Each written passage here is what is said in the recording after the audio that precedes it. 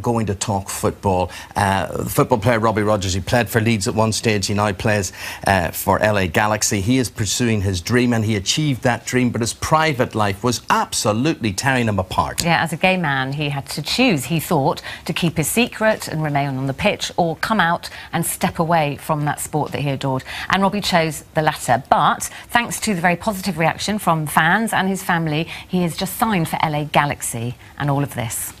Watch out, Rogers steal.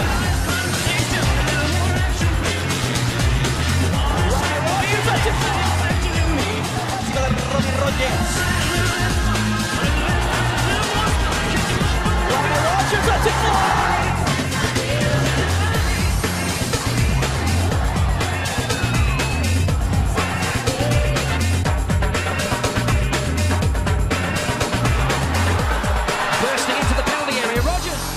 And via satellite, let's go now to Los Angeles, and there is the man himself. Robbie, appreciate you staying up. It must be an ungodly hour with you. What time is it with you?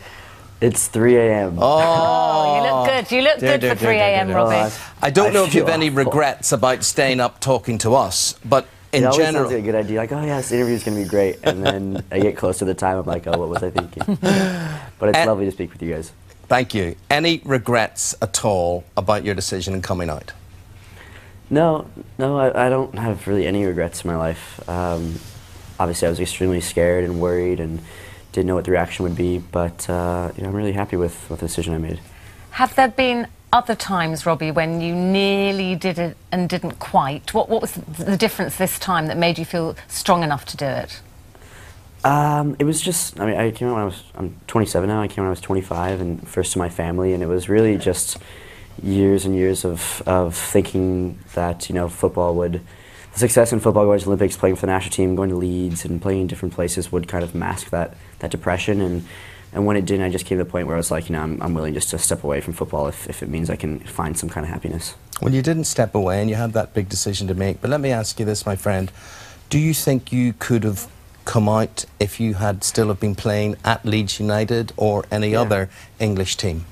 Yeah, definitely, and Leeds has been so supportive. I was back there last winter and went to a game, and the fans were absolutely amazing. It was the way that I wanted to do it. I wanted to do it on my own terms. I wanted to do it where, you know, I could do any kind of interview that I wanted, and I wasn't being torn around by, you know, the team's PR staff or their PR team, and I just wanted to kind of take, I don't know, a step away to kind of figure my life out a little bit. So again, it was that reaction and the response that I received from fans that made me want to go back to it, but I was happy with the way I did it. That is brilliant to hear, Robbie, but why then do you think no one else has followed your lead?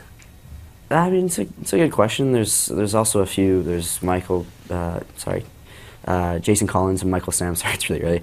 There's a few other, you know, athletes that have come out of the United States, and I speak with my family and my friends. It's just like, it's strange that more people haven't kind of seen the life now that we live and how we can be happy and contribute to our team and be successful and not want that for themselves. So it just reminds me of the culture and what I grew up in, and hearing things, you know, on a daily basis, very homophobic comments that made me afraid to come out. And I just remember that it's probably like that in a lot of other changing rooms and in a lot of other sports around the world.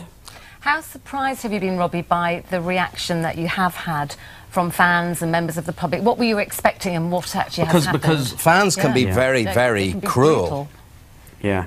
I think as a footballer, though, your biggest concern is actually like your teammates. You know, it's the club, the guys that you're with every day, the guys that become your brothers and your family and that you fight for on the pitch every day. So I was really worried about that reaction. And I didn't know how people would respond, but, you know, the guys that I was really close with, that I went, again, played in the national team in the Olympics with, guys that I had my first caps with, guys that had become my best friends, they were guys that I told before I came out publicly.